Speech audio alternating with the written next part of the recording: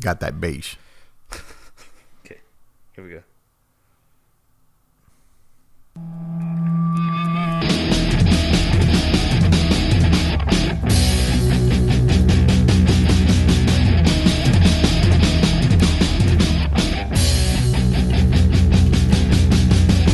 Yo, what's up?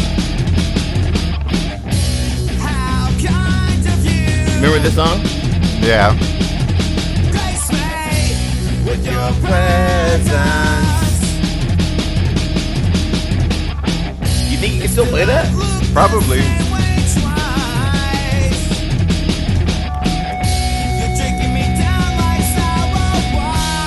Be someone new. Be someone you knew. Be someone new. Be someone you knew. Be someone you knew. That was a really weird vocal like that. I don't sing like that anymore. This is a great song.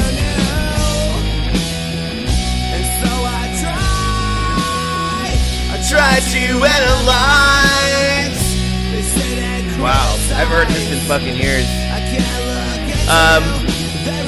For these motherfuckers out here who don't know who this is Art of Arrows, first band I had in Austin, and Mike Fonseca. I met him through Austin Chronicle music listings. I needed a drummer.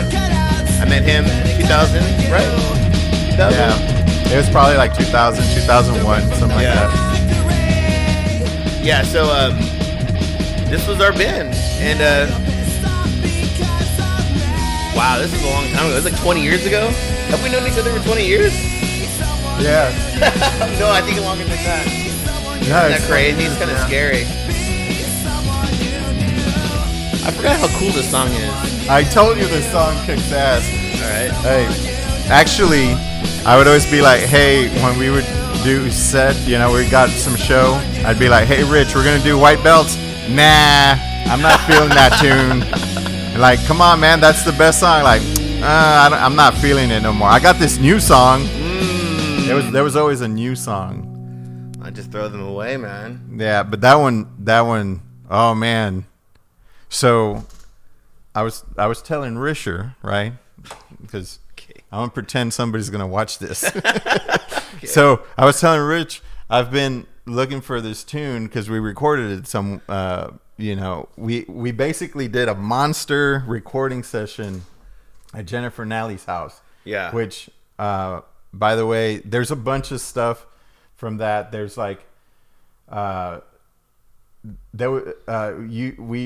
you would put on house shows. I'd say Rich put on the house shows because I would just show up, right, and we'd play there. But there was a band called Kids in Service of Satan, right? Yeah. And I think there was some connection. Were they from Oakland? No. They're from here? Yeah, they were from here. That was Doug Hart. That was Ben White, who later played in J Church. I think Doug Hart went on to do that band Nah Dude. Oh, yeah. And then a bunch of other, you know, he'd always had some band. Yeah. Oh, man, I want to say somebody from Storm the Tower was in that band. I think Greg Tiffin was in that band. Yeah. I think Greg was in that band. Yeah. Yeah. But the cool thing about that I remember is it's a house show, and somebody started popping fireworks inside. Oh, that was fucking great. That was dude. You know who did that? Who?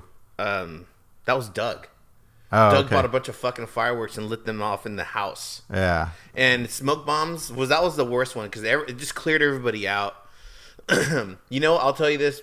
After that show, that's when Schatzi played, right? Didn't Schatzi and Papa None play? And I think both of those bands filmed their videos there. Yes. At those shows. Yeah, and I think Papa None used film footage from that show for their song "Holiday."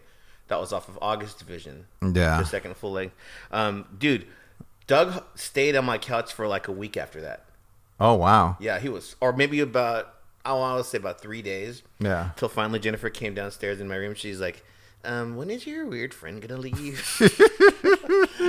I was like, Doug, you got to, I think it's time to go, bro. Yeah. Well, so in that house, what was cool, I mean, you know, I don't think anybody cares. But what I think was cool about it is was it Jennifer's tape machine that the Tascam? Yeah, Tascam 800. Yeah, so Was it 800 or? I don't remember what it is, but it's like a legendary machine. Apparently, I think like Jay Mascis has one, and he's quarter like, inch. Yeah, it's quarter inch reel to reel. Yeah, like there's a bunch of people that are totally in love with these tape machines, and they do sound fucking awesome. But we were like, okay, we're gonna record all your tunes, Rich. Like everything we wrote, let's just fucking do it, right? And we called my friend Alan Langham. He's still out there doing his thing. But we were like, hey, can you record us? And you know, we'll be here. So man, we did it. I don't know how long we did it for, but it was, I want to say weeks, right? It was very ambitious. Yeah. And we ended up recording like probably 30 songs or something. And that was one of them. But when we put together the EP, there was only 4 tunes on there as opposed to the 30 that we recorded. I think on the EP there was 5. Yeah, there might have been 5 tunes. 5. So what's kind of funny is I remember because Alan was just starting to get into recording, and you know, he was figuring stuff out, and somebody told him like, hey, you should go buy these compressors, right? These boxes, yeah, right? You remember that? We bought him 2 compressors, and then he did the whole session. Yeah, because we basically gave him the compressors, right? So he cranked the shit out of those compressors, and the drums, like when we heard it, it's like, I guess that's okay. But you know what the drums sound like? If anybody's interested, the drums sound like "And Justice for All." Oh, I didn't even think about that. Yeah, but I started thinking about it, like there's something weird about the drum sound, and it's like, oh yeah, it sounds like "And Justice for All." And I mean, neither of us were thinking about that, right? Because it was just you and me. Yeah. We didn't have a bass player. We had Nathan, that dude Nathan. Oh, yeah, but he didn't track any of the tunes. You ended up tracking all the bass. Oh, why did we kick him out? I don't think I kicked him out. I think he was like a student, and he had a lot of shit to do. Yeah, and he was like, yeah, and like, I can't come today. And we're like, well, can we track the bass? Well, not, you know, maybe next week. And like, fuck. Yeah, we were kind of waiting on him for a little bit. And I think at one point, we were like, dude, we need to make friends, man. We need to hurt this recording. Yeah. I had just moved to Austin, and I didn't know anybody. My whole plan was to move to Austin, become a DJ, but that didn't happen. So I started making a band. I met Mike, and then we were rehearsing. We had some cool songs. And then I'm like, we would go out, see shows, right? Yeah. Papa Known, you know, Pan American Stand, all of our friends basically now. Yeah. And Schatzi. And I remember thinking, we got to play with these bands. How do we play with these bands? And I was like, well, let's have some house shows, and then we'll make friends, and then we'll play gigs.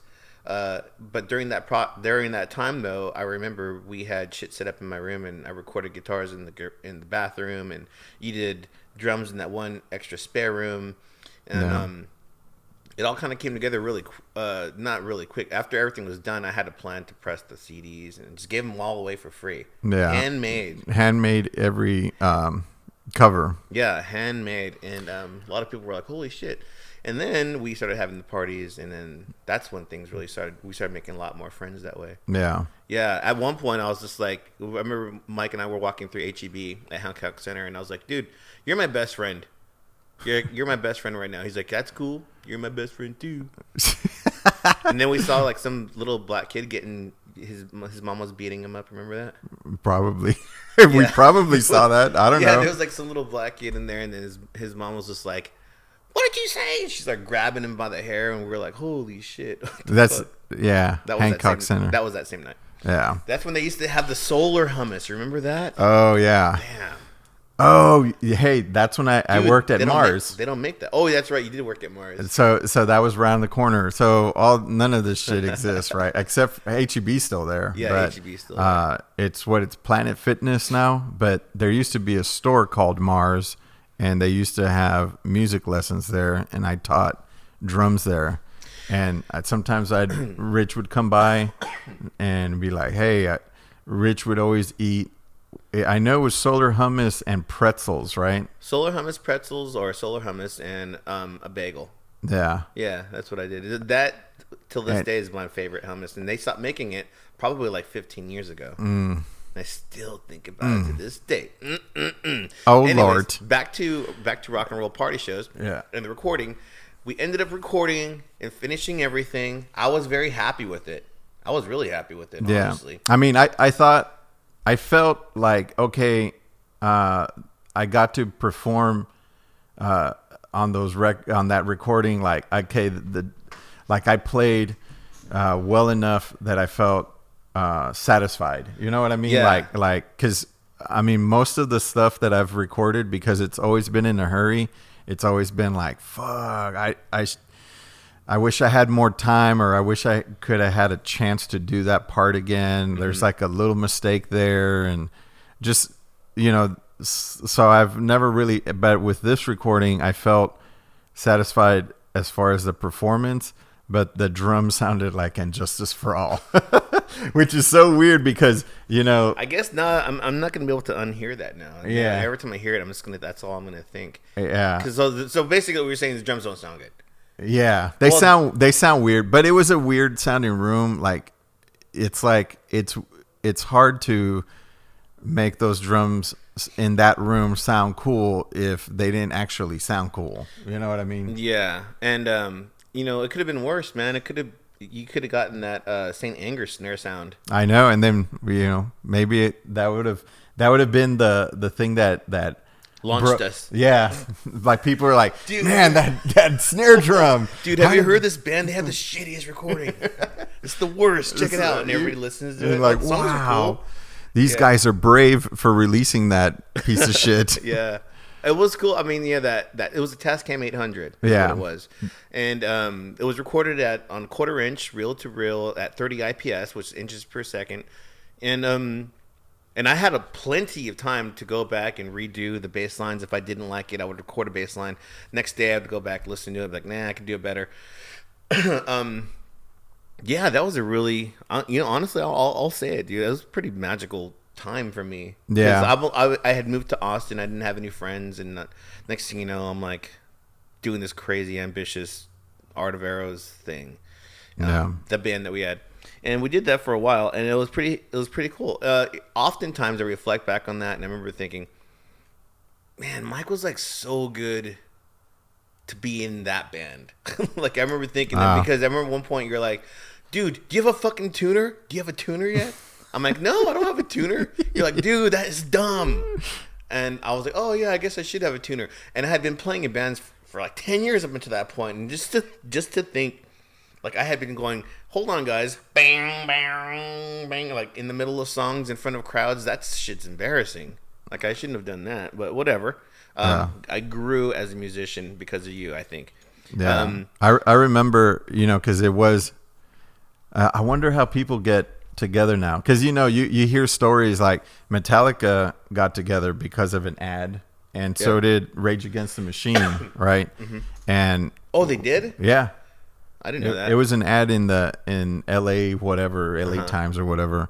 Not that obviously we're not them, but it's just that used to be a common thing. So I wonder how people get together now, if it's like through Reddit or you know. No. I think there's a lot of stuff going on Craigslist. Craigslist is often employed, but I've had the worst experiences with Craigslist, like, as far as like auditioning. When Mike Fonseca, when I was, I had, I think Chris Alaniz was taking a break from High Watt Crucifixers, and I was looking for drummers to replace him, and some guy answered the ad. And he's just like, hey, I really like y'all's music. Is there any way that I could come and audition? And I was like, yeah, where are you coming from? He goes, I live in Dallas, but I work a lot in San Marcos, so I'm there often. And I'm like, well, that's kind of far, dude, if you live in Dallas. I don't know if you want to come down to Austin for a gig every month, or, you know, once or twice a month. And he's like, no, ain't no problem, man. He's like, I've been playing for like 11 years. And I'm like, all right, so you heard the music, you think you can do something like that? And we all know how Chris plays. Yeah. You know, we all know how you play. Very hard to replace these guys as far as drummers go. And the guy was like, he's like, I can do that in my sleep, man. Dude, he shows up at Music Lab, and it was like me and Mario. And as he's setting up his drum kit, he's pulling out like a fucking like rototoms and like fucking like a rack, like racks. Yes. Everything's on racks. There's like, he probably had like 3 or 4 cymbals. There was a china. Woo! And I was looking at this dude, and I was like, there's no way this guy's... First of all, I'm not going to allow that on stage with me. Yeah. First of all, like that drum kit like that. Yeah. And it was so ugly. Like the kick drum was like maybe 18 inches. It was a small ass. It wasn't even... Like, what are you doing? Like, this is not a rock kit. Yeah. You know, you think rock kit, you think 3-piece, 4-piece or something like that. Yeah. And then we start trying one of the songs, and 16 seconds into the song, I was like, "We're done." No, he doesn't. I'm like, know. "We're done, dude." I could tell just how you're hitting.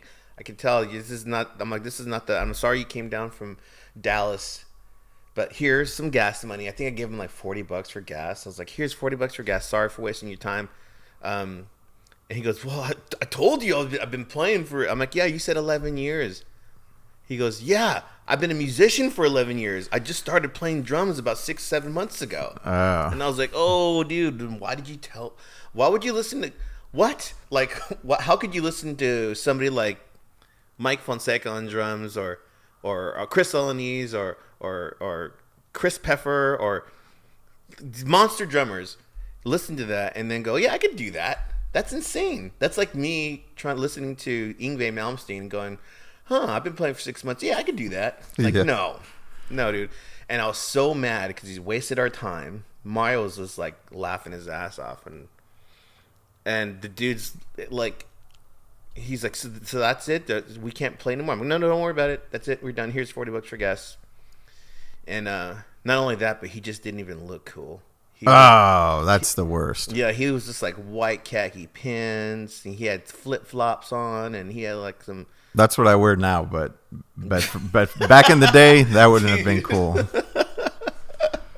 But yeah. But anyways, yeah, I'm done with that shit. So what you been up to? So you went after the Art of Eros thing. You, I think at the same time you were playing drums in Eniac. Yeah. The band Eniac, right? From Denton. I don't know if anybody cares about that either. But yeah, man, Eniac was good. We got to mix. Eniac was great. Yeah. I don't know where you've been, not knowing you're okay. And I remember growing old instead of growing old.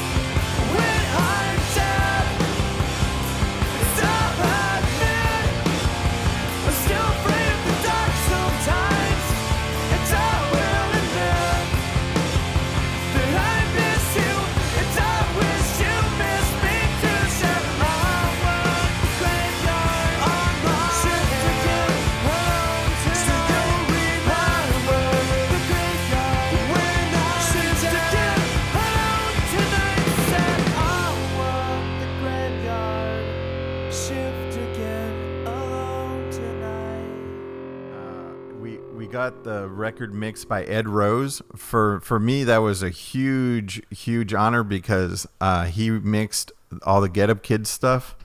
He did Get Up Kids. He did Schatzi. He did Joshua. He did a bunch. And I was just like super like excited to meet him. We got to go to Kansas, and I think it's Eudora, Kansas. That's where they had the studio and Black Lodge. Yeah, and we mixed it there, so that was a big honor. And I think the drums sounded great on that, and Eniac was cool. We did a few tours. We toured. Man, this is kind of weird, but because like now I'm mostly into like metal and kind of like hardcore stuff, that kind of like deathcore, that kind of stuff, and every once in a while people will bring up Coalesce, and it's weird because it's like I get to say, hey, I opened up for Coalesce. And so the drummer for Coalesce was James, who was the keyboard player in the Get Up Kids. So that was another thing that like forever, man, that's like a huge Reggie in the Full Effect. Yeah, Reggie in the Full Effect. He's in Reggie in the Full Effect. So I was super excited to meet him, and and of course Coalesce. So that was a huge deal that we got to do with them. But I was already living in Austin, and that was a big obstacle. Yoli would drive me to Denton, like. Who's Yoli? Oh, Yoli, my wife. Oh, so, okay. You guys just had a 15 or 20. Yeah, we just had 15th year anniversary. But Yoli and I met right before I met you at the anniversary when they opened up for Get Up Kids at Emo's on downtown. Yeah, I was at that show. Yeah. So, So, anyway, that was tough. We going back and forth, and we're trying to do Art of Arrows here. And then what else was going on? I might have joined a third band or something. The Pallbearers. No, but that was before I knew you. Dude. Yeah. You know what? Living in San Jose, I had. I guess not. Dude, before I moved to Austin in 2000, I had been hearing legendary talk of the Pallbearers. No, yeah. Even in San Jose, California, like the reverberations were just reaching that far to the West Coast. Man, you know what's weird is there's this really cool band from Arkansas called Pallbearer. Oh, the metal band. Yeah, they're cool. And it's like, whoa, they're from Arkansas. I didn't know they were from Arkansas. Yeah, it's like, oh, okay. But yeah, anyway. So, but yeah, played in the Pallbearers. But yeah, we only played a few shows. Well, with the Pallbearers, the deal was I got to play, because I don't know if anybody else has these things, but there's these like monuments, and I know it probably doesn't mean shit to anybody, but to me, I was like, when I first moved to Austin, everything that I wanted to see was at Emo's. So my goal was, to me, I felt like if I get to play at Emo's, that means I made it. You've made it. Yeah. So we opened up, or we played. It was like a Friday night, and there's a picture of me and Yoli, and I was just like on fucking cloud nine, man. Like I played Emo's. Oh fuck, we played Emo's. It's fucking Friday night, dude. And I fucking made it. Like this is it, right? And of course there was like 5 people there or whatever. But I thought that was a fucking monumental thing that I got to do that. Mm-hmm. And I playing there. Of course, what is it now? I think it's called now. That's like a different bar because somebody just posted. They're gonna play there, but it was the one that's on. One of the entrances is on 6th Street, and one of the entrances is on Red River, but it's not on the corner. It's like it's a weird thing. But anyway, that is a weird thing. That was a monumental thing. Did we ever get to play Emo's? Yes, there's video of it.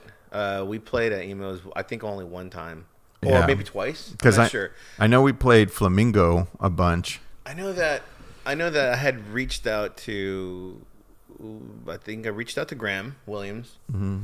and I think I talked to him because he knew I was a giant Antioch Arrow fan, which is kind of like why I named the band Art of Art of Arrows. Arrows, because I was obsessed with Antioch Arrow. Oh, And I saw the Get Hustle, and I talked to Grandma. I was like, "Hey, could you please help us?" And so he threw us that one bone that one time. It was really cool. Thank you, Graham. remember we were called the Makeout Party. Oh, that's right, Doug Hart. Okay, all right. So you know what that reminded me. So I'm hanging out at Casino El Camino. Me and Doug and I are there drinking, and he's like, "I'm gonna start a band called the Makeout Party," because there was that website called Makeout Club. Oh yeah, remember that? Yeah, short-lived. I mean, it felt like forever. Yeah. Well, but I would do all the advertising for the shows on Makeout Club. Yeah. Anyways, and then after that, nothing ever happened. And I saw him a few times after that. And I was like, "Hey, did you ever make that?" He's like, "Ah, nah." And then I'm like, "I'm taking that name." He's like, "Okay." And I took the name, and then we're called Makeout Party. And every time I saw him, he'd always be like, "You never gave me credit for the name." I'm like, "Dude, you said I can have it." Yeah, I'm but like, "All right." I don't So think I just changed it. I was like, "All right, whatever. We're just gonna change it if we're gonna have that conversation every time." Yeah, I think that was before we actually played any shows. Yeah, we hadn't even played any shows. Yeah, but so then by the time we started playing shows, it was Art of Arrows. Yeah. I was obsessed. With playing. I mean, I still am, obviously, but no, that was cool. When I heard Eniac, when you the project you're in, Eniac, out of Denton. Yeah. What was I thinking? Oklahoma. Well, Nathan, the singer, and Jason, the guitar player, they're both from Oklahoma. When I first heard that recording, dude, I damn near fell out of my seat. I was like, I remember thinking, and Mike is playing in this band. Like, we have a shit recording. Look, that's a recording. Yeah. That's a real recording. And after that, I was like, geez, I think I need to be better. And then I saw you guys got to play at Flamingo Cantina one time. Oh yeah. Right, dude. I went to go see Get Up Kids once at Emos, and I saw James there, and I forgot what he was doing, but I walked up to him and I was like, "Hey, man," and he had remembered me from before because I'd seen him a few times, and the Anniversary Kids introduced me to all those Get Up Kid people, and he goes, "Oh, hey, what's up, man?" You could tell he didn't remember my name, but I was like, "Yeah, we're talking," and I was like, "Hey, dude, Eniac, I'm like," and he looks at me, he stops everything and goes, "Dude, Eniac is a great band. What are they doing? Have you talked to them? Do you know those guys?" And I was like, "Well, I'm friends with Mike Fonseca." And he goes, "Oh, dude." He's like, "Yeah, great drummer, cool dudes." He's like, "What happened to those guys?" Like, he starts asking me all these questions, and I was like, I don't know. I think they're still a thing. I don't know." Yeah. And I think at that time you had told me that Nathan had chosen to go back to school. Well, yeah, he was already going to school, but I don't really know. It was just one of those things where the band just stagnated. Like, it was just we weren't writing tunes. Especially I lived in Austin, and they weren't really writing tunes, or actually they didn't write any tunes after that one record for various reasons. Mm-hmm. I think everybody got busy, and then it's like, it was, "Hey, we got another show at Rubber Gloves," which is still there In Denton. Yeah, Wow, and, that's cool. And that was cool that I got to play a few shows. Oh, with them, we opened up for Rainer Maria. Oh, shit. So that was cool, man. Did I go to that show? I don't know. Oh, I don't know if you were, but because we would go. I know we went. You went up there one time with us when we had to go play in Denton. But we opened up for Rainer Maria, and that was a huge monumental thing. Dude, I think I was there at that show with you guys. And we actually opened up for Rilo Kiley. You remember that band? Yeah. I mean, I never liked Rilo Kiley, so I wasn't excited, but I knew that it's like they were a big deal. In our 20s and our 30s, Mike Fonseca and I were very in love and enamored with the emo pop sensibilities of bands such as these. And I'll still listen to Get Up Kids. I don't give a fuck. I like dude. Those dudes are I saw them a few years ago at Mohawk. They were super awesome. And no, I think I saw them in 2016, I think. Yeah. Anyways, so speaking of writing, yeah. when did you start writing for yourself, for your own project. I remember that was one thing about most drummers that Mike, that you have as a drummer. Most drummers don't really have writing sensibility. Yeah. You know what I mean? Like, they have like a good drummer will have like good drum intuition, is what I call it. Something I don't have. You know, they have really great intuition, but not really so much writing. It's very rare that you have a drummer that can write as well as immaculate drumming instinct to play what you're feeling, what you're playing. You know, we know what I'm talking about. Yeah. Jason Reese, drummer for Trail of Dead, who also plays in my band Firewalk with me.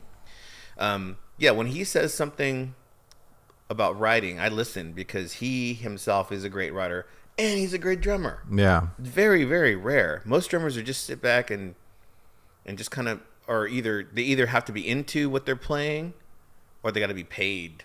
Yeah. one of the two. Yeah. Or they're just going to be forced to play whatever they're being told. And most of the times, not most of the time, but every time I've ever had a really good drummer, I've been fortunate enough to either have somebody that's into what I'm doing, or are really good writers like yourself. So when did you take the writing from just writing drum parts and stuff to writing actual music? Like, when did that happen? What year was that? Did I miss that? Well, you know, when I first started playing drums, that was one of the first things I started doing, was start writing music. When I was a kid, I would hear legends of Frank Zappa.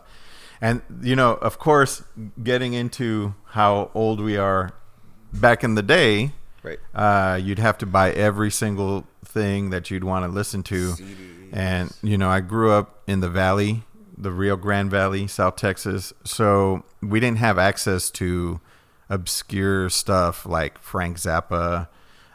You know, there was still, like, I want to say Musicland, Sam Goody, these chain record stores, but they would mostly carry hits. And so I would hear, you know, I would read drum magazines, and they'd say, "Oh man, there's this dude, Frank Zappa. He's writing this really crazy music." And the way they would describe it, I'm just like, I need to know what that is. And I think eventually, at some point, somewhere, I was able to buy one Frank Zappa cassette, and that got me so interested, because he was so, I mean, at least at the time, and at least for me, because I didn't know, I mean, you know, from the perspective of, I hadn't heard a lot of different music. I had grown up listening to hip hop, right? Yeah. And that was like my first obsession, was electro breakdancing music. And then slowly, you know, I got into metal or whatever. But, you know, so my experience in music was pretty limited, especially since you have to pay for everything you want to listen to, right? And I grew up poor, so that wasn't really an option. So I would just I would imagine, like, well, you know, they say Frank Zappa does this, and I would start writing stuff on paper, on Based notation. off of, so Frank Zappa kind of like tipped you over into the writing. Yeah, because Really? they're I never knew that. Yeah, so, and it was because they would say, like, you know, he wrote these rhythms that are real tricky, and like all this and you know, you Yeah. kind of read different buzzwords, and they kind of get your imagination stimulated, and you're like, whoa, what would that be like? And I remember, you know, and of course, in high school I had bands, and I played in bands, and I would write parts. Sometimes I would write a drum part and then go like, maybe the guitar should go like this. And, you know, so I would do stuff like that. But I've always, I guess I've always wanted to write music, and I still do. And I do it in different contexts. But yeah, so I've always written music. But I think when I got to Austin, my, kind of like my main thing was like, you know, I want to play emos. That's where all my favorite bands play. Yep. We were always down there. Man, we were down there like all the time. Yeah, we were there every other day, it seemed like. Yeah, it seemed like, you know, there was a period where in a week it would be like Jimmy Eat World, and then At the drive-in. Yeah. Yeah, like all these bands back to back. All of our favorite bands, really. Yeah, and it was just like Hot Rod Circuit. Yeah, like hot water music, right? But anyway, so we were always down Trio. there. And my deal at the time when I met Rich and like I had met Yoli, I was like, Yoli, my main goal is to go on tour because I've never done that. So we went on a few tours. Yeah. And I went on a few tours with Eniac, and then eventually I joined those Peabodies. We went on a few tours with them too. Oh, Clark. Yeah. I didn't forget about that. I just hadn't thought about that in forever. Yeah. You did play with Peabodies for a while. Yeah, and that was also for me a huge honor. It's funny, man, because like, I think like if people dudes are awesome. Yeah, those guys are fucking great. Yeah, great musicians. And I mean, I've told them real musicians. Yeah, it was just like when we would see, because remember we had heard about them. Yeah, and we were like those Peabodies, what's up with that? And like people were like, you better go check them out. Yeah, you gotta check them out. And we were like, yeah, but they're not emo. Doug and Ben White were the ones who were like, dude, you gotta go. They were friends with them. Yeah, that's how I met them. I met those guys through Ben White and Doug Hart. Yeah, and I remember we were like, but it's not emo, so I'm not gonna like it. And it's like we saw them and like, oh fuck, yeah, dude, like that's gonna be really hard to like go on stage with a band like that. And I just remember being like, fuck, like they were just so good that because I wanted to hate everybody, right? I wanted to be like, that band, they're not as good as us. We're better than them. Right. But with those Peabodies, I was like, man, I can't even next level. Yeah, they were like, you're like, oh my god, this is what a band's supposed to sound like. Yeah, and so that's how I thought when I first saw them. I was like, oh shit. So at the time when we saw them, JD, who ended up making the Sword, he's the main singer, guitar player in the Sword. He was playing with those Peabodies, and Aaron Franklin from Franklin Barbecue was the drummer. So there's some Austin historic ties to that band. But anyway, now I'm like, I don't even. Oh yeah, so what I was saying was when I got here, that's all I wanted to do. I wanted to tour. I just wanted to be a touring drummer. I mean, and I guess to a certain extent, I would still like to do that. But that was my main thing. So because of that, I didn't write anything. And I had been writing. I mean, when I was going to school, I went to North Texas. I had to, my deal there was jazz studies. So I was learning how to play jazz on drum set. And one thing I always wanted to do, because I've always had this thing, like I want to write music. So I took a songwriting class, and I think the whole time that I was there, because I wasn't very good compared to who was there. If anybody knows anything about jazz drumming, Ari Honig was there when I was there. So in comparison, I can't compare with that. I'm not sure who that guy is, but he must be some bad motherfucker. Yeah, he's a bad motherfucker. Okay. Like people that are into that, they'll be like, oh, that dude was at school. Yeah. And then the other person that was at school when I was there was Nora Jones. Oh, shit. Yeah. No way. So, there was a lot of competition. We're talking about some big timers, right? Yeah. And I'm just some dude. I don't even know what jazz is or whatever. So you're kind of hanging out. You're really nothing special. And then I decided to take a songwriting class, and the teacher would be like, write a song, and when we meet next time, I'm going to listen to it. And I think the only compliment that I ever got the entire time I was at North Texas was from that one teacher, that he was playing the tune that I wrote, and then he turns around and he goes, you've been through some shit, haven't you?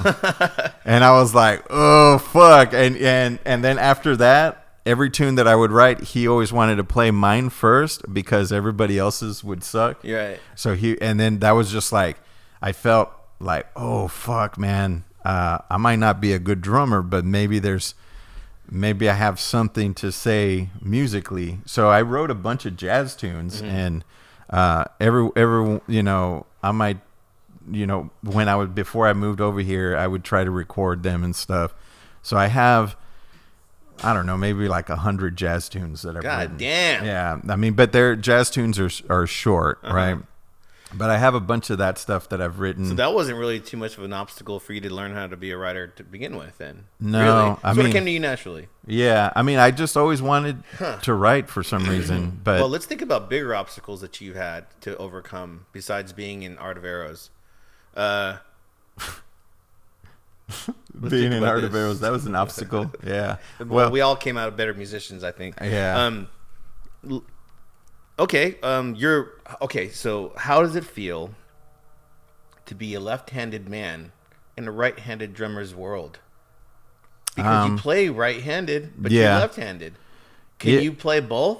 Yeah, kind of, bro. Because I've seen my friend Buddy, who plays drums in this band called the stoner rock band called Greenbeard.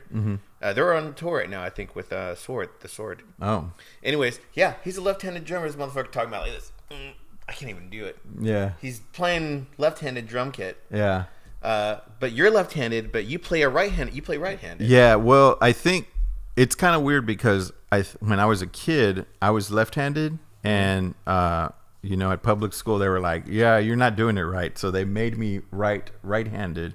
So I was basically forced to be a right-handed person. Whoa. And it's weird because, I mean, I still practice like trying to play blast beats and shit. And what's really weird is my left side is faster than my right side. Really? Yeah. That's and fucking but nuts. There's other stuff like you probably, I mean, I think that might be one of your superpowers as a drummer. Yeah, well, I don't know. That's ambidextrous. You're a bit ambidextrous. Yeah, right? But what's weird is like as you're getting older, you kind of notice more shit about your body, and you're like, what the fuck? So I noticed, like, I think my left arm is longer than my right, and then when I look at my legs, one of them seems kind of longer, but it also has a different shape. Like it has more muscle or something. So it's just kind of weird. Most people are like that. Where it's like you're not. I mean, I'm not symmetrical. I'm kind of crooked, and then it's kind of weird because I think all of that affects the way you walk.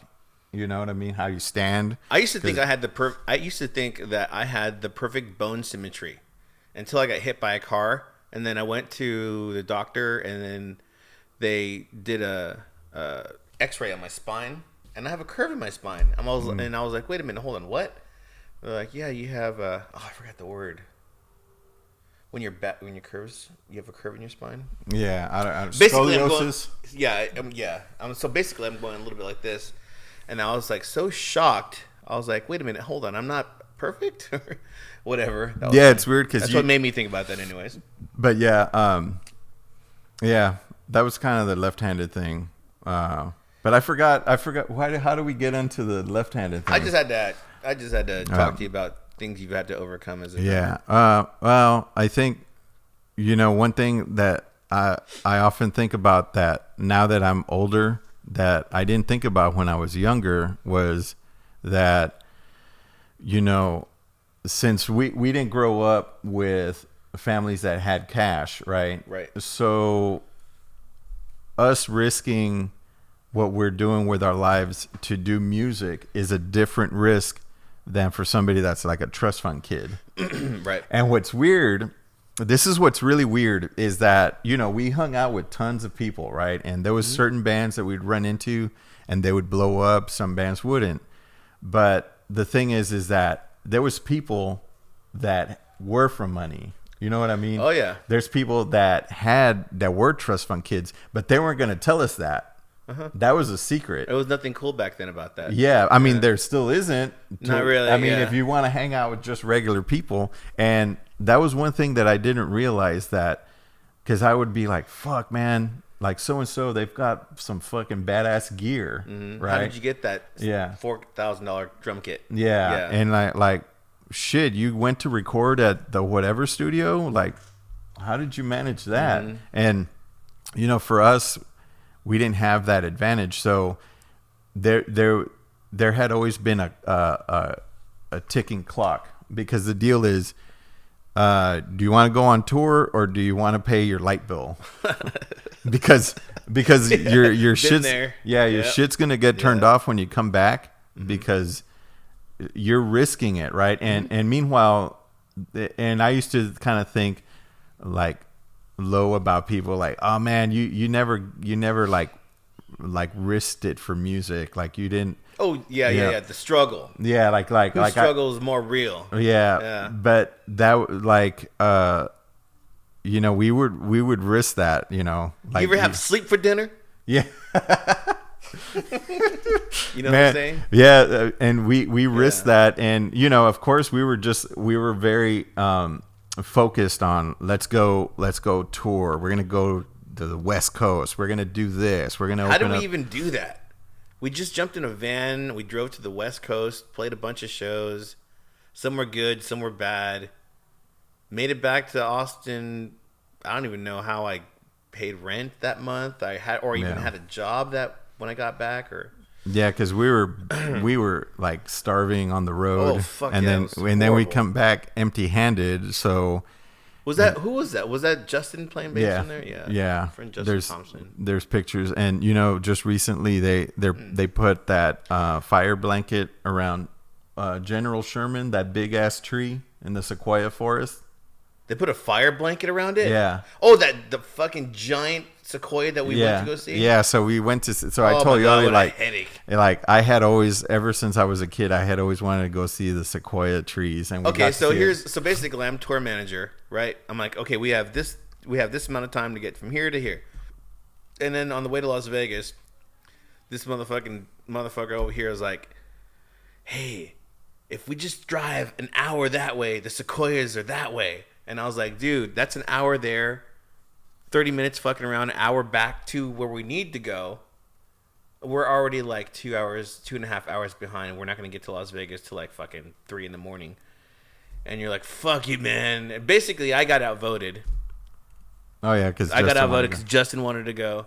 And we went there, and then I was actually kind of stoked. I had no idea that the sequoias were that fucking giant. Yeah, I mean, they're weird. They're freaks. Yeah, they're freaks in nature. Like the trunk of a sequoia is probably the width of this house. Yeah, they're just maybe even bigger, dude, down to the street even. Yeah, it's mind blowing. If you ever have a chance to go see the sequoias, you should definitely do that. Nothing more emo than checking out trees or train tracks. Yeah, and I remember.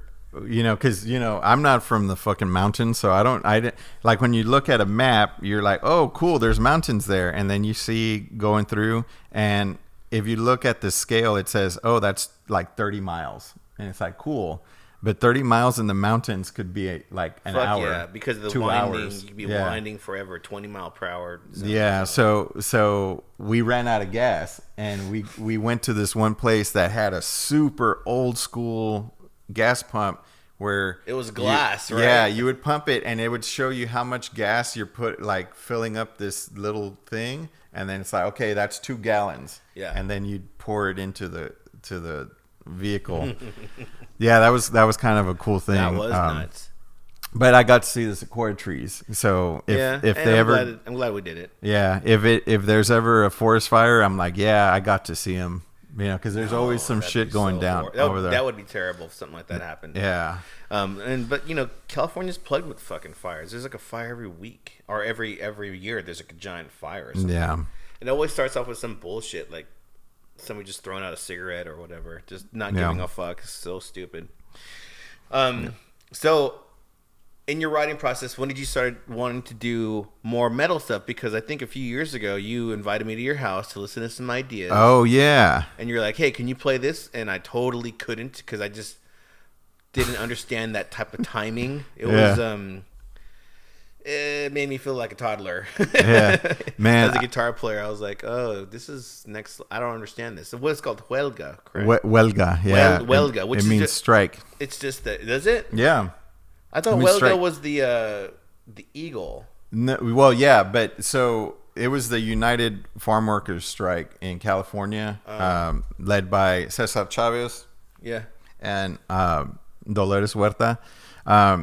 So huelga means strike. So that was a strike. I didn't know that. Because conditions were terrible. I mean, they're still terrible now, but they've gotten stuff like porta potties. You know, there was just like Just regular ass shit. yeah, like Yeah. but yeah, the strike was, you know, they would make it. It was like one step above slavery, and that's what the strike was about. But I always liked the image of like Dolores Huerta, like, you know, kind of raising her fist in the air, and that's why I named it that. And I had been wanting to do this metal thing forever, and I ran into a bunch of things where I'm like, I want to do the drums. I'll write the parts like on MIDI, and then I'll have somebody play it.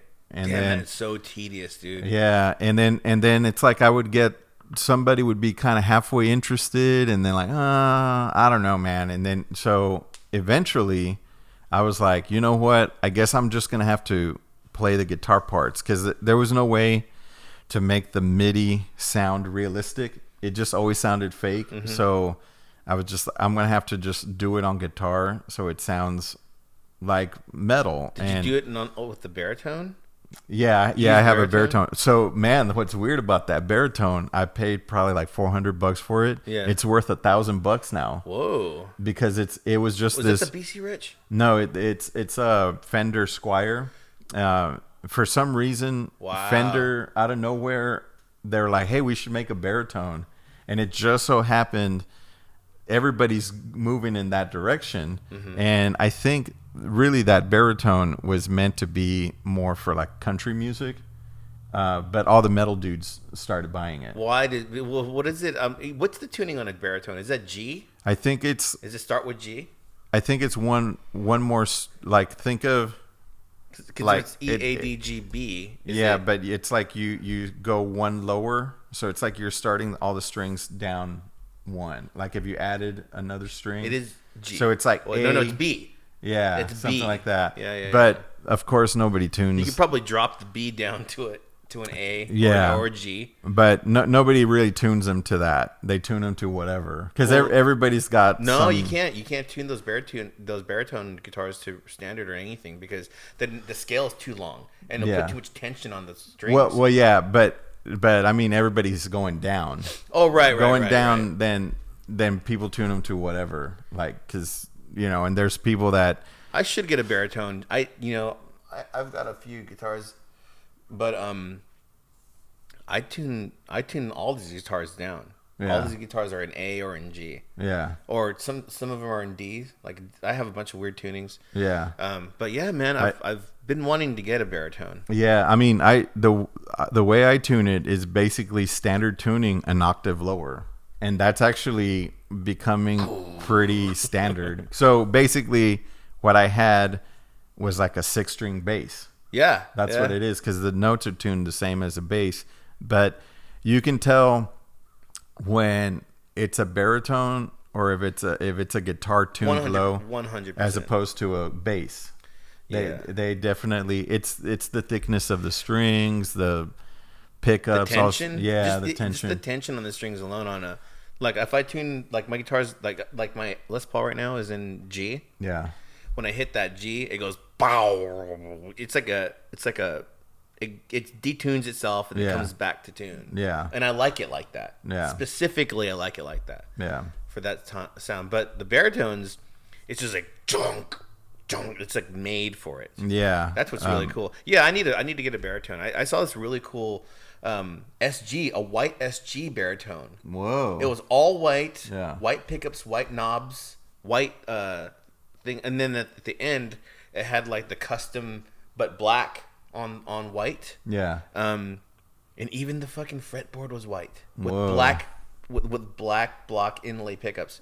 Whoa. And I saw it and it was like it was reasonably priced too. It was like $900 or something. That's not bad. And I was thinking about getting it. And I took a picture and I sent it to some friends. They're like, dude, you should get it. And so I would go over to the pawn shop every day and play it. I'm like, do I want to get it? Do I want to get it? And then one day I went over there and it was gone. I was like, So, anyways, that's the closest I ever got to getting a baritone. But I think I need to get a baritone, man. If ever I get enough cash, I want to get BC Rich to make me a baritone, but of the Like a custom baritone? Yeah. Just like for yourself? I forget what the name of that design. shape is. The Beast. I think it's You called like the the Beast. Beast? Yeah. Wow. The Beast shape, That is because it metal. looks super metal, but That I is metal asked as him fuck. to do like 30-inch scale. But yeah, That's so good to hear you talking about guitar. I've never heard you talk about guitar. Yeah, I mean, I've always loved guitar. When I got into metal, obviously that was the first like, whoa, that sounds really pissed off. How are they doing that? Mm-hmm. And like, oh, you're manipulating the sound of a guitar. And I mean, it still affects me to this day that, you hear that tone and it just gets you pumped. Oh, yeah. And it's weird because, like when we're into all the emo stuff, what had happened was I went to school in the 90s and right in the 90s is when all the new metal stuff started happening. Korn. Deftones. Yeah. So that totally turned me off from metal. Like I You basically didn't like the guitar tone? No, Just the style of it, right? Yeah, it was that's how I just felt about it too.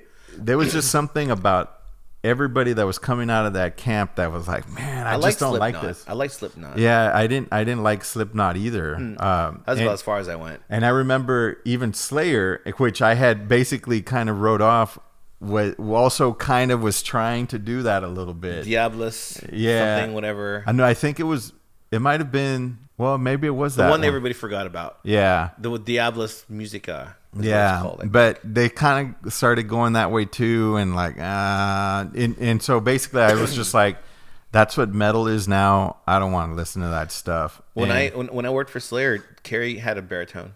Oh, really? Yeah, BC Ears baritone. Whoa. Yeah, but he never used it on the recording what we were doing. Yeah. But Was that Repentless?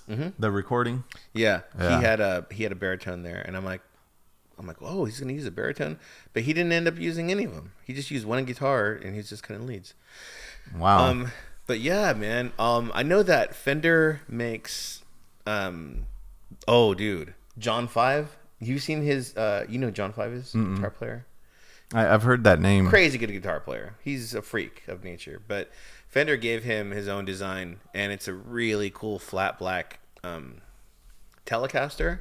And I think they make that in a baritone. Super fucking dope looking. I love it. God, it looks so fucking cool. Or maybe I'm thinking of somebody else. Oh, man. I'm getting this wrong. Is it John 5? I can't remember. Who did John 5 play with? He's one of those hired dudes. Yeah. He's played with everybody. Yeah. He can play anything. He's mainly just known as a shredder dude. Yeah. But he plays with a bunch of bands. You'd be like, oh my god, he played on this. So Yeah. now that I mentioned that name, when you go look at music, you'll start noticing it more. Yeah. But anyways, so what guitar are you playing now? How often are you playing guitar then? Well, I'm not playing guitar right now. Actually, hopefully I'll finish this soon, but I'm gonna try to do like an EP for Insect Records. You know Ben, right? Ben Webster. He runs Insect Records. No shit. I haven't talked to Ben. Yeah, so Forever. Ben runs a label, and he puts out a lot of hip hop, but he puts out a lot of records. And he asked me like, hey, because I had been doing some videos with a bunch of percussion instruments that we have at the school I teach, and I started like making recordings of different stuff, and I was layering them. And so Ben was like, hey, you should do an EP and I'll release it. So that's kind of what I'm working on now. Wow, that's really cool. Yeah, so it's going to be all percussion instruments, no guitar. But for me, actually, like, because I'm doing the mixing, it's a lot easier to mix just drums. You know what I'm saying? Well, that's your world, dude. Yeah, but you're a drummer before anything else. As soon, because the thing is that, I mean, we could go into it if you want to, but the thing with drums in a mix is that you have to make compromises so that you can hear everything else, right? Yeah. So then there's certain like, well, you're gonna have to make the kick do this, and it has to sound like this in order for you to hear it I'm over not the even bass. I'm not even there yet, but I know what you're talking about. Yeah, and so if you don't have competing frequencies, so let's say I track drum set and I'm playing the bass drum. If the other drums that I'm playing are not down there with the bass drum, then I don't really have to sacrifice anything. I don't have to give up anything. The bass drum could be as crazy as you want it to be, and it won't get muddy. You know what I mean? Right. But it gets muddy as soon as now you have a bass. So now you have to see, well, both of these instruments are competing. They're in the same spot. So you need to make the kick do this in order to hear the kick over the bass. What are you mixing in? On the box, just Ableton. Ableton? Yeah.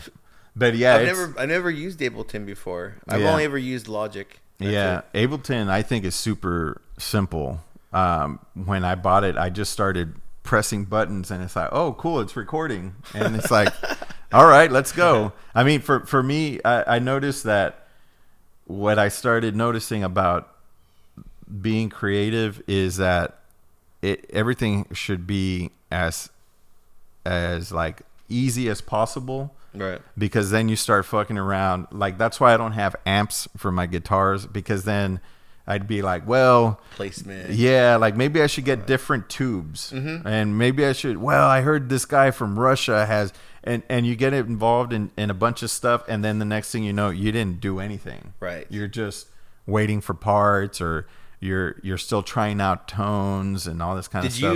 Did you get all crazy about guitar tone? Well, Some people go overboard, dude. yeah. In my opinion, they go overboard. So for that one the EP that I did, Welga, where I'm playing guitar, bass, and drums, that thing, I sent it to get mixed by this dude Mick Kenny, who there's two dudes in this one band Sounded called great. Yeah. Yeah, the guitar tone was dope on that. Yeah, he mixed it. This dude's in that band, Anal Nathrock, and great band. But of course, this is metal, right? So Yeah. But yeah, Anal Nathrock, super super awesome stuff. I sent my record, and I was basically like, I don't want to get into it because it could take forever for me to figure out, well, let's tone this, and You want a dude that already knows. yeah, just send it. You Yeah. do it like You did your job. Now it's his job to make the tone. yeah. So basically, all he got was just direct guitar tones. That's kind of like what okay. So this right here is this Phantoms. It's a Phantom 6, and I like it. Right? It's cool. It's fun. It's real easy. But I'm not the dude that knows this in and out to do it, to use it to its full potential, and I don't have time. Yeah. We're talking about usability earlier, or user friendly. Yeah. Okay, this is not user friendly, dude. Yeah. I mean, it's like there's just so much shit to Yeah. do, and it's so much easier just to either get a guy that knows how to do it, or just get something that's user friendly. Yeah. As far as the mixing is what you're talking about, man, I never really took it to that level to understand. I know that it's a door I've never opened, and I don't know if I want to. You know what I mean? Yeah. I mean, I'm already just worried about my guitar tone. Yeah. That's it. That's all. Yeah. What's your favorite metal guitar tone? Like just think of a guitar tone on a metal record. Well, like it's changing because now there's bands like Black Tongue, Humanity's Last Breath, Viljartra. Those bands, they have that tone of like, yes, like that's a really cool tone. They all, I guess they kind of fit into what people are starting to call thal, like THALL. That's like a really cool guitar tone. Because, I think obviously the quintessential guitar tone for me was Master of Puppets. That scooped guitar tone. Yeah, I was going to say that. That's probably one of my favorite guitar tones on any metal record. Is the mids are I don't know if they're completely scooped, but it sounds pretty. It looks like they got that mid on maybe 2 or 3, and the rest are just cranked. Yeah. But yeah, that's a great guitar tone also. Yeah, that was I mean, that's when, I remember just listening to, like, the thing that should not be chunk, chunk, chunk, chunk, da, da, da. Oh, yeah. Like, fuck, that's heavy. Like, how are they doing that? Like, I'm just a kid, right? Like, I'm like, there's something so evil about this sound, man. Like, so, wow, man, that's fucking magical. But the thing is in some ways that's great for that time. And it was a super, like, refined, very, like, thought out tone for that era. That was like a huge deal. But it's an arms race, right? So everybody's always trying to see how much heavier can we sound. But I think that's cool about that stuff and people are finding ways to get heavier and heavier. I think that's cool. But nowadays stuff can be done in the box, or there's Axe effects and stuff like that. Mm-hmm. But yeah, like, as far as me, when I'm doing that stuff, I don't want to mess with that, because I just basically, I'm running direct. The computer's recording just the direct guitar. You're using virtual amp. Yeah, and I just hear some whatever kind of generic distortion. Does it not? I mean, using like plugins and virtual amps, does that not get on your nerves that you have to like download all these software and then subscribe to a website and like, dude, that's just a hassle. Yeah, that's just a hassle just to run it. Yeah, you have to like do, and then you have to pay. Like, I have bought this one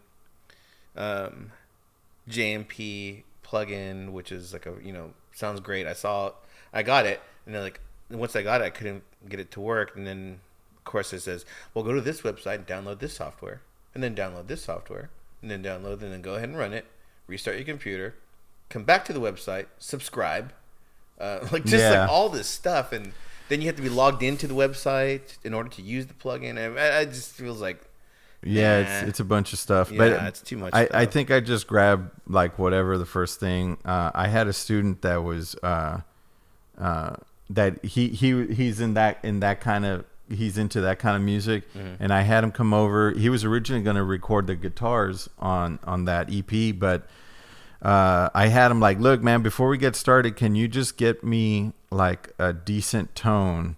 And he just put a few things together, and then that became the template for my tone. Like, nice. Cool. That's all I need. It sounds heavy. It's not recording quality. I mean, it sounds pretty good, but again, once you put everything together, then you're having to make a compromise with, if the guitar's going to do this, then the drums need to do that, right, in order for everything to clearly come out. So yeah, that's why I don't want to get into working on that technical side, because then I don't create anything. And for me, that's kind of like, I think, especially now, I'm just trying to create the most stuff as possible, and as fast as I can. That's cool. That's kind of inspiring, man. I during the COVID lockdown shit, it was stressful for everybody. Yeah. And I thought I was going to be locked in here with all my instruments and just be playing every day, and that wasn't the case. I was stressed out and hardly ever played, honestly. People would send me things to work on. I did that, but that's about it. Haven't even really wrote a song, but been thinking about like, where do you stand on like synthesizers and stuff like that? Are you into drum machines or kind of weird sounds like that? Yeah, I'm down with them. But that's another thing that, obviously, like, the 808 is the classic. But I'm definitely like, so I built a tiny house. So what that's doing is telling me, like, there's a lot of shit you can get into, but it takes up space, right? And it costs money. So I every time I kind of get into something, I'm trying to like already know, like, what tends to happen is, then if you buy a drum machine, then you're gonna be like, well, I wish I had the original 808. And then you go on that hunt. You may or may not get it. You get it. You hunt for it. La la la. There's a lot of effort involved in that. Of course, all of that effort is again going away from your creativity, Right. Because now you become like the bargain hunter or you're a treasure hunter, right? Like, so I'm trying as much as I can to like not get into it because, you know, obviously like synthesizers, the cool shit is the analog shit, right? The Moogs and all that. I don't know. I mean, Yeah. I've you know who knows a shit ton about synths is Conrad from Trail of Dead. Oh, really? Yeah. So I'm kind of like relying on him to sort of point me into the right, because I'm selling this thing. Yeah. I'm realizing that it's not doing the things that I wanted it to do. Yeah. So I'm just going to get rid of it. I'm going to sell it, and I'm going to buy 3 synths. So I'm using him as a point of reference to point me in the right direction. And also, he's playing Trail of Dead. Neil Bush, the bass player, he's pretty extensive on his knowledge with synthesizers. So he also is helping me. He sent me a bunch of videos and cool stuff earlier for synths to check out. But I am looking for a really cool drum machine. Whether or not these things are analog or I don't even know yet. Yeah. But all I know is that I want to make an electronic record. Yeah. You know, I mean, I think it's that thing again. That's why I kind of stay away from it because for me, it would be easier because I guess at a certain point, what I'm trying to do is I'm trying to think of, for me, the most clearest goal is to create as much stuff as possible, right? So I don't want stuff to slow me down, right? Because then that starts to wane your momentum, right? So if you were like, let's say you're like, oh, I have this idea for a tune, you start writing it, and then you get stuck with, well, this keyboard doesn't sound good, and then you're sidetracked. Yeah, and then you're like, well, let me call homeboy, right? Like he knows about keyboards, and then it's like, yeah, but you didn't do this tune. Right. And like if you wanted to kind of think about, you know, somebody like Mozart or Beethoven or something like that, they weren't hanging out like, this isn't the right pencil for this. For me to write this music. I know what you mean. They were just like, they have the ideas. They're just hauling ass trying to get them on paper. Like let's go, let's do this. I got to, you know, I have to finish this thing. And then these people paid me to write this other thing. So they're just in a big hurry to do it. I think like, you know, like Guided by Voices, right? Robert Pollard, like how much stuff he writes, he's writing it on a 4-track, you know. But he has probably all the cool synths, because each synth, I guess, is its own thing. It's its own little world. Yeah. And then once they're very user friendly, from what I can gather from what the videos that I've seen. Yeah. That's why there's so many of them. Sometimes like you see like rock bands, there's like dudes that have like a Korg over here, they'll have a Roland over here, they'll have weird drum machines and triggers over here. Like those people are okay. So that seems to me to make more sense now than something like this. Yeah. Just to get the fucking vocoder to work. Yeah. It was like reading the manual, watching a couple of tutorials, and then still not get a signal. Yeah. What am I doing wrong? Start it, reset it over, update the software, whatever you got to do. Yeah. I don't have fucking time to do that. I don't want to sit there and watch a 30-minute tutorial. I want to just, the idea's here, I want to do it. And I think that's the problem I ran in with this. Yeah. It's like, this is a beautiful instrument, and it's wonderful. It's great. It plays good. It's got a lot of cool sounds. But to get from A to B on that thing, dude, it's like you could spend half the day just trying to make a 3 or 4 chord song. Yeah. You know what I mean? And you can just as easily track this into Logic. Yeah. You could track it here also, but this thing is meant to be like all a standalone. Yeah, like you take that to use it live. But right. I think like the easiest thing is to use like a MIDI controller and then just get software that makes the sounds you're looking for. Like this makes more sense to me. I like the way this sounds. And also this thing has like some really cool drum stuff. I'm not going to do any of the drum stuff, but yeah. But as far as like writing goes, there's like some really cool like electronic music, and even though like I look at some of these guys doing it, and maybe they don't know how to play guitar or anything, but they've mastered that synth or that drum machine as its own actual instrument. So just like in the last couple of years, I've started to gain more respect for synthesizers and synthesizer music. So that's what I want to do. I want to call it love wave trauma. Is what I want to call it. Weren't you doing like electronic band for a little bit? Fresh Millions, was that electronic band or not? Yeah, Is that band still around? No, I don't think so. But yeah, I played in Fresh Millions, and then after that, I played in this other band called LAX, and in both of them, we were playing with samples. Yeah. So I had always, when I was in school, the whole time been practicing with metronome, so that was something that I could do pretty easily because I've already been doing it. So yeah, you trained for it. So I could just show up and, we would play. They had samples. We had some live stuff. And both of those bands were like that, kind of dancey, funky kind of stuff. Mm-hmm. I want to say I saw you guys one time. It was pretty fun. Yeah, it was like 07 or something like that. No, 07. I think that was at ND, the North Door. Yeah. That's where I think I saw you guys. Yeah, so it might have been but I'm saying like the year, like the year. It had to have been around that time. I think 07, 08, something like Maybe that. It was. But yeah, I like that. And actually, I have a group that I teach at ACC. It's a percussion ensemble. That's right. You're a teacher. Yeah. Also. And so that percussion ensemble, we're going to use electronics, and I have actually a Simmons kit, the old 80s, the hexagon drums. Yes. The original, like when you think electronic drums, that's what you're thinking, yeah. right? I have that? Yeah, I have some. No shit. And we're going to use those, and we're using some live instruments and some electronic instruments going back and forth, But yeah, I mean, electronics are cool.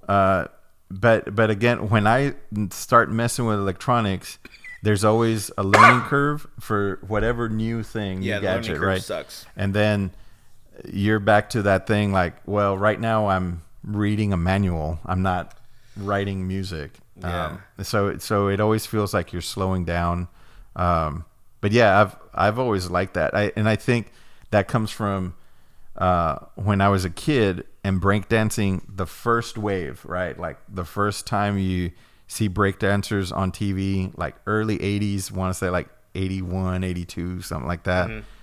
I was just amazed. I think one of the reasons I was starting to think about it was like, if you think of the New York City breakers, it was a lot of Puerto Rican kids, right? Yeah.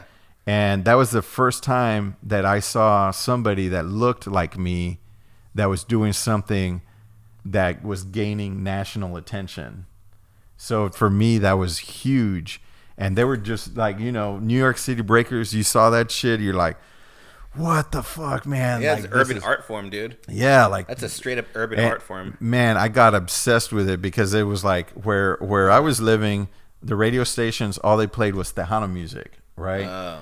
So there was no like what do you call that music there? Because when they're dancing, they're playing this kind of music. It's definitely not Tejano, and it's not like Michael Jackson. Right?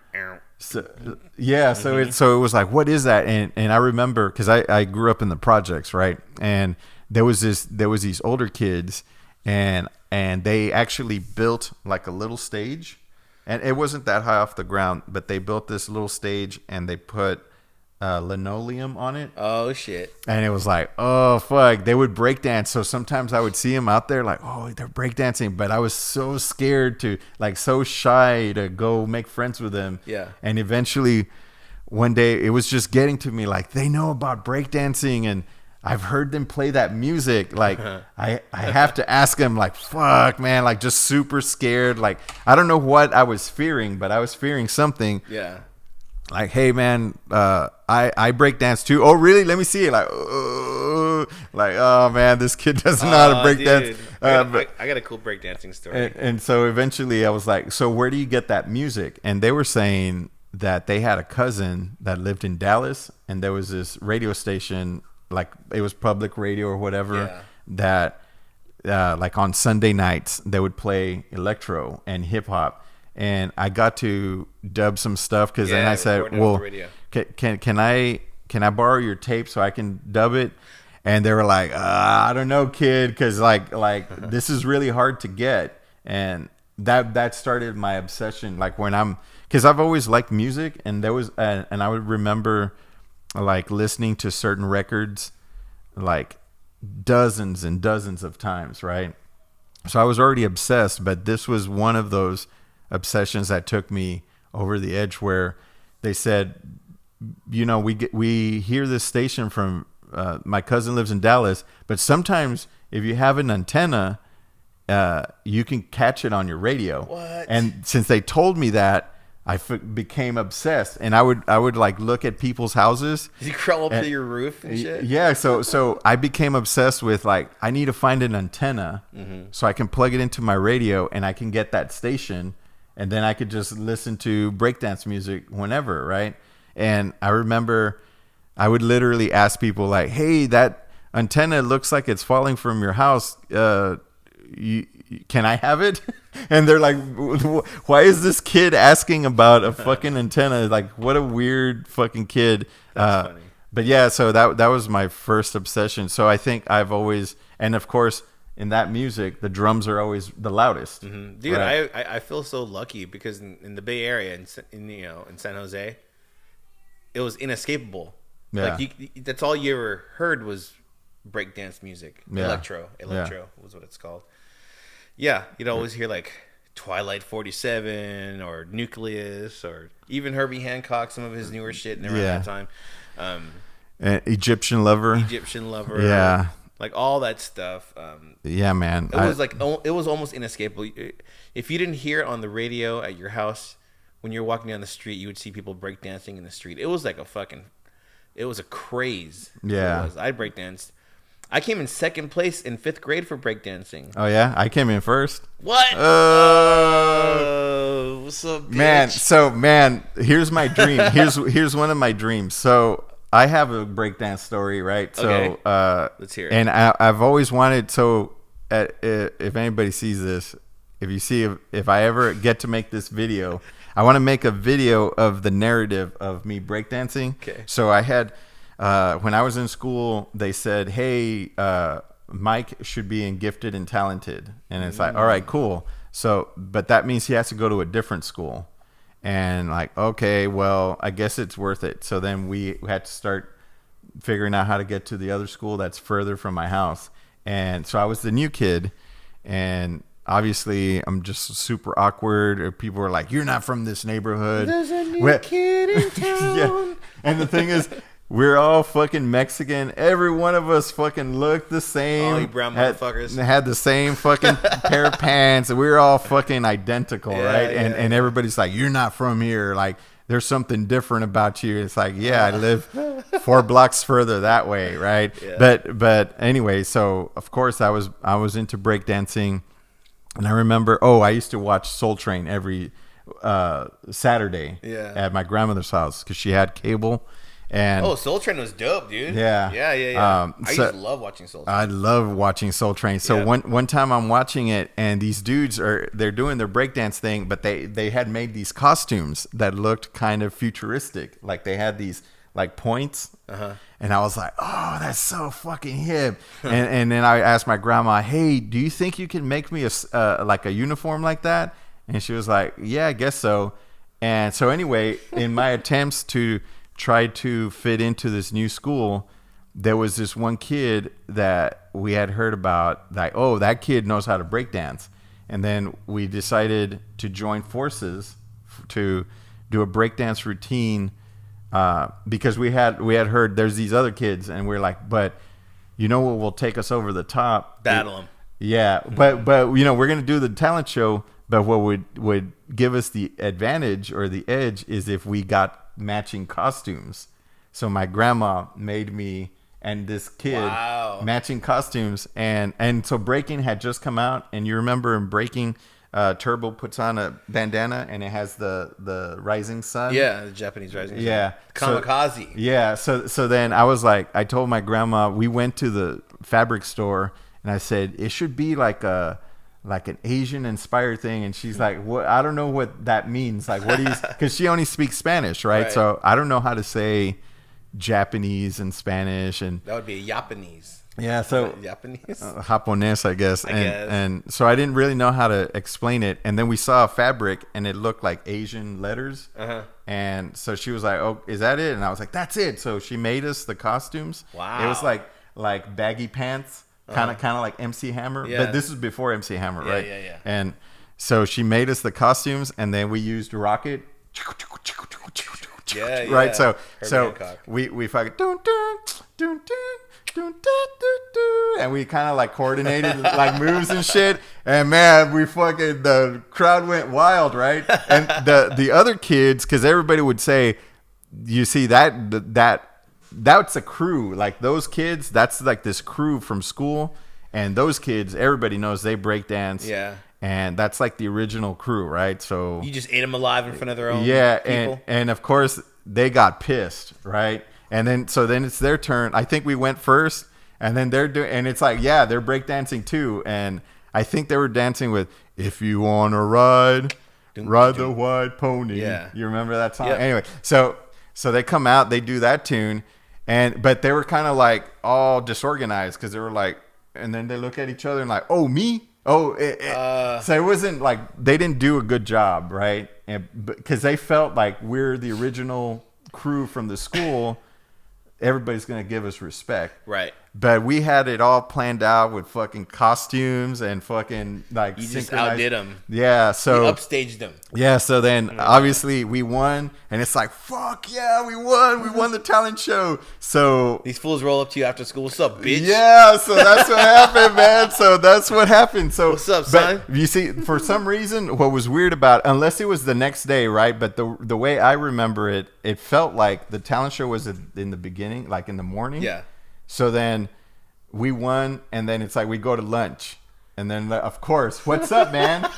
The only reason you guys won was because you were wearing those costumes, and that's. Did you battle them again right there? Yeah. So then and it's like, this is a good story. So everybody's coming around like, oh, it's those dudes. Like, oh, by the way, we wore the costumes the whole fucking day. Oh shit! You went to school in that shit. Yeah. So it had to have been in the morning because I remember I was still wearing my little costume, man. Right? I was wearing my little costume, and then like, what's up? You dude? probably felt badass too, just walking around. Yeah, I fucking won the talent show, right? Yeah. So I'm like, there, boom, no boom. one could fuck with you. Yeah, and like so we're like, okay, let's battle. And like, there's no music. Like, we don't need music. No. Let's just battle right now. Okay, so boom, boom, and again, I still beat that dude, right? Because it was like the top dude of that crew. Yeah, he was like, you guys don't have anything. You it's just your costume. So I still beat him, right? Because people are still like, oh, it's that kid with the costume, right? So, and I'm still wearing it. That's fucking nuts, dude. So That's they, cool. Yeah. So they still were like cool, like. It was undeniable, the force that you brought. Yeah. So then that dude got pissed, right? And then we basically got into a fight. A real fight? Yeah, like so because he was just getting kind of like, oh, so he pushed me and like I punched him. And then what's like, I remember, man, like feeling so bad because since that dude was the top breakdance dude, yeah, I wanted for him to be my friend. You got the juice now, dude. Yeah, but I wanted me and him to be best friends. Oh, fuck that because guy. That guy was hating on you, dude. Yeah, man. So that sucked because it's like we. Oh, I think I know what you mean. Like you were looking up to this dude when your idols become your rivals, dog. Yeah, some shit like that. That shit happens a lot, dude. It happens a lot. That I remember that day, and like I punched him, and then I just felt so weird that I punched this dude, but the whole time my intention was I want this dude's respect. Yeah, I want to be friends with him. I want to be in their crew, right? But I just, I'm a kid, so I don't understand politics like that, right? So social cues. And yeah, social like politics. so. Yeah, there was some shit going on there. That's weird. But yeah, so I've always wanted to make a video. He felt intimidated by you, dude. Yeah, but do you tell me you have video of that? No. Damn. I think there's probably one Polaroid somewhere, like I got in some the valley. I got some breakdancing pictures of me, like I was a little chubby chubby breakdancer kid. Oh yeah. Well, Yeah. so was I. I mean, I had I remember like 5th grade, I joined breakdancing competition, and my nemesis, the bully, his name was David Cavazos, and him and I had fought before, and we ended up in this competition. I came in second, but I was still pretty excited about it though. yeah. I forgot what happened. I think my mom might still have the piece of paper saying I came in second place. But yeah, I was happy about that, dude. I was super happy about that. Yeah. I was stoked. I'm like, oh, I'm like I'm good. I'm good Yeah. at something. You know Yeah. what I mean, in 5th grade, anything you're good at, you just kind of like, oh, I'm good at Mortal Kombat. I'm good at this. And you just Yeah. kind of walk around and feel cool. That's kind of how it was for me. Because it's not a very common feeling, right? Right. Like you don't feel it all the time. So then when it happens, you're like, Yeah, I'm Whoa. good at something. yeah, like that's what it feels like. Oh shit! Yeah, I dude. should get some more of this. Oh yeah, But yeah. yeah, man. So one day, for something, at some point, I'm gonna make a video of that whole narrative, Okay, and just like an say, animated video. No, like I want to make a live action, like Oh, shit. where like, but of course that takes money. Like it would be cool to have like all the teachers dressed like the '80s, and then these two kids show up with matching costumes. Oh, you want to be in it, or you want to hire actors? No, I want to get actors to Oh, okay. to get like I little was gonna kids. say we're old now, bro. Yeah, maybe I could be one of the teachers or something. Like I break up the fight. Yeah, like, dude. come on, guys. Yeah, but yeah, like I mean, but yeah, I think all of that stuff is. I mean, everybody loves music, right? But like, I think that one of the differences is like for you and me that there's like these certain moments that happen that kind of make you obsessed about it or willing to risk stuff for music, Yeah. in some cases willing to risk relationships, willing to risk Money, debt, yeah, everything. money, yeah, everything. Everything. But you're like, yeah, I got to do it, and it might be foolish, right?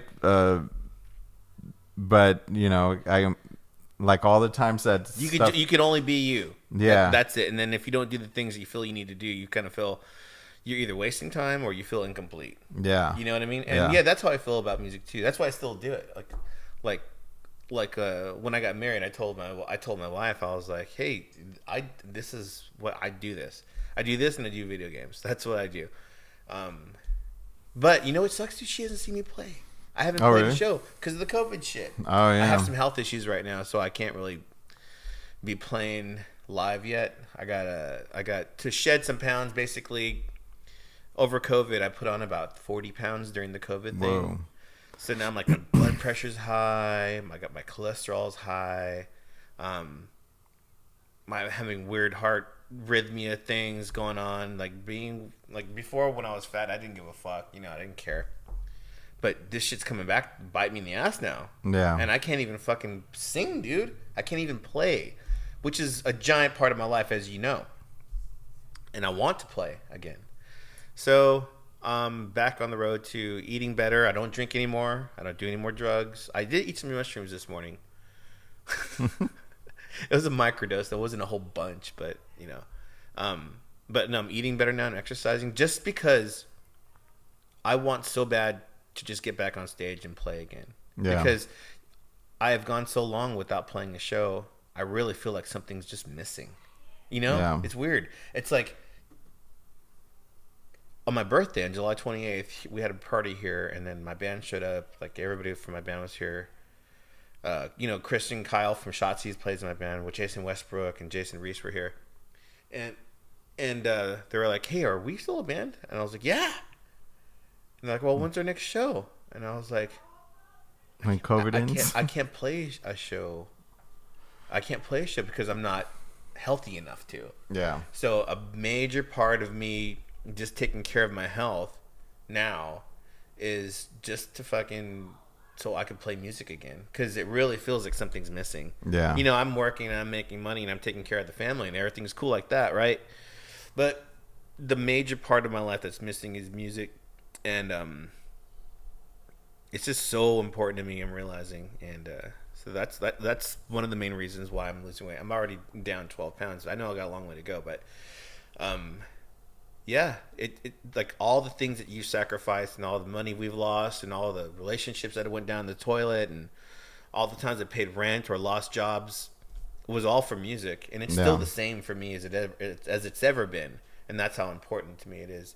But the COVID thing was pretty distracting. It was it was very stressful. Yeah. So easy to just be like, I don't have to worry about music right now. But then after a while, you're like, oh, I haven't picked up my guitar in like 3 months. What? Something's going on here. Yeah. So I'm feeling you when you're saying that. I mean, it's good to hear that you're still, that you're still working on shit every day. And I am actually getting back into the swing of starting to write more because I just need to. And that's one thing I can do. I'm able to do it. I'm able to write a song. I'm able to put shit together. I've got good intuition or decent intuition. And I'm surrounded. The best part about it is I'm surrounded by amazing musicians. You, Jason Rees, Conrad Keeley, Kristen Kyle, Eric Kahn, like fucking Jamie Sims. Like I know I got all these badass motherfuckers around me. And I'm like, I got to do something. You know what I mean? Like I feel like I really need to just write. That's why I'm focusing on the electronic thing for right now. But once my weight gets back down, and then I get everything under control health-wise, then I'll be able to go and play some shows and start feeling like I'm back to normal almost. Yeah. That's what being normal to me is. People talking about the COVID thing, like when are we getting back to normal? For me, getting back to normal is I could go play a show. That's getting back to normal for me. Yeah. It really feels like that. You know what I mean? Yeah. I got my Pfizer vaccines. Everything's all good. Oh my God, I'm so sick of this fucking Pfizer bullshit. Everyone's just the vaccines. Everyone's fighting over it. It's like, if your doctor says it's cool, man, talk to your doctor. Didn't do that. I didn't talk to my doctor. I just went and got it. I could have died in the parking lot over there at the fucking. I was in line. They did it at the Circuit of the Americas where I got my vaccine. Yeah. And I'm like all about vax. I'm like, yeah, fucking let's go get it. Fuck it. I don't want to. I'm sick of this mess. And I rolled up in the car, and they just like, all right, sit over there for 15 minutes. I'm like, why? They're like, well, we're gonna make sure you don't have any adverse reactions. I'm like, what do you mean? Like, what are you talking about? And, they're like, oh, don't worry, it's really rare. I'm like, but what? They're like, oh, well, blood clotting, heart swelling. And I was like, huh? What? I'm like, I'm fine. I think I'm okay. And I went over there and I sat 15 minutes later. They're like, okay, you're fine. Boom, left. No big deal. But yeah, man, I got my vaccine done. Everything's cool. Once I get my weight down, my blood pressure down, then I can start thinking about playing music again. And that's where I belong. I miss that, dude. I miss like just going to a show with my friends. Even if I'm playing with my friends, it's like still feels like I'm accomplishing something and creating something. It's a release. It is. It really is, man. Yeah. Really, that's really what it is. I got this this message on Facebook through in San Jose. I used to have this band called Betty's Love Child. You remember that? I told you about that. Yeah. When we first met. This fan of Betty's Love Child, who now lives in San Diego, sent me a message saying, "Hey, when are you guys gonna have a reunion show? I listen to your music every day. I still listen to. I was just listening to your records." And I was like, "What? Really?" He's like, "Oh man," he's like, "You're like a major inspiration for like a lot of the music I do and how I approach music now." And I was like, "Wow, dude, there's people in San Jose that have Betty's Love Child tattoos." Whoa, it's fucking crazy. But it kind of reminded me. I'm like, dude, don't forget, you could still play, you could still write. And so that's what I'm trying to do. I'm trying to get back into the swing of things.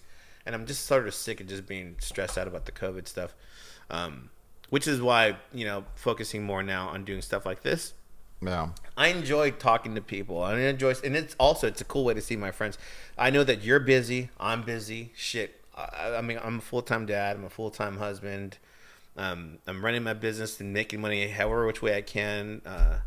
just to make ends meet. So I'm often busy, and then my time off, I don't want to be talking to nobody. I want to just play my video game and not think about shit. But this is a cool way for me to be with my friends and then have really cool conversations with people. Every person I've had on this podcast has always been either somebody I really love and respect or somebody I just love and respect. Anyways, I'm glad that you're here, man. We probably should be cutting it short though. Okay. How do people get a hold of you? How do you have a OnlyFans page or what? OnlyFans. What else? And yeah, I'm just, Facebook, Instagram. Michael Fonseca. I'm on TikTok too. Right now, most of the stuff that I post are, I think I'm probably going to do a lot of like instructional videos, drum videos, Dope. and stuff like that. And You definitely got the chops to do it. And then at some point, I'll probably transition back to, once I start writing, guitar music again, I'll probably start posting that stuff. And Hell yeah, man. And I think from now on, I'm probably, when I do that, it's going to be singles. Because it took way too long to do an EP, for one person to play all the instruments, So, so I'm just going to do like singles. But Huelga Music on Instagram, TikTok, I think it's just Mike Fonseca. How do you spell Huelga? Huelga is for these H, weirdos out here. Yeah, so the H is silent, so it's Huelga. And it's metal, and it's insane metal. It's not just regular ass metal. This is like, get your abacus out, talk to call your math professor. You know what I'm saying? You have to figure this shit out. It's pretty you gotta keep your math professor on standby. Right. Like, put him on speakerphone so he can listen and make sense of what you're listening to. And, hopefully if you can do it in person, you can hold hands with your. That's awesome. Yeah. All right. Well, cool, man. I'm glad that you came by to do the podcast and tell Yoli I said hi and congratulations on the 15 years, bro. Yeah. Yeah. Love is alive and well. That's right. I met somebody and I'm in love now. Cool. I thought I knew what love was before. Man, this girl's awesome. Yeah. All right, bro. I got to get out of here. All right. Happy to talk to you again. Let's go ahead and exit with this music. Yeah. And that'll be it. You're drinking me down. All right.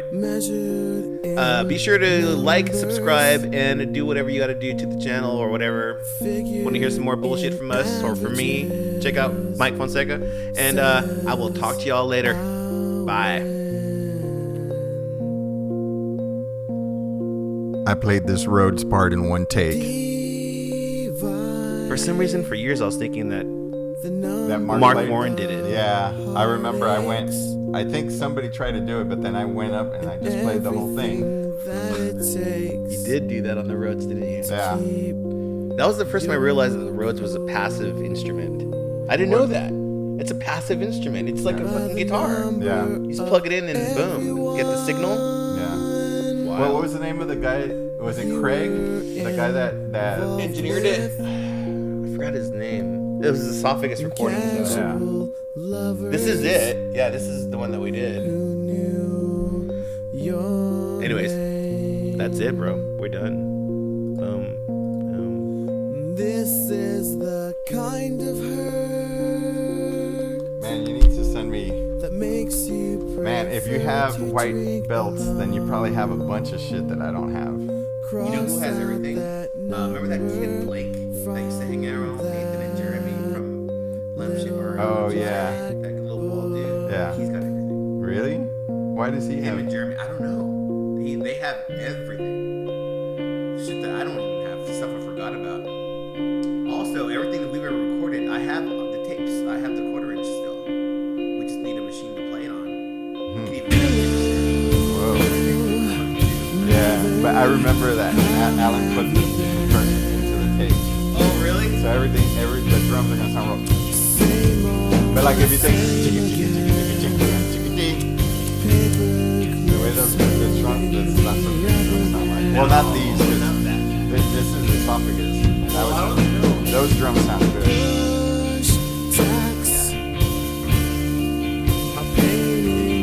They sounded good on here. my head into space left in my bed. Wait, hold on.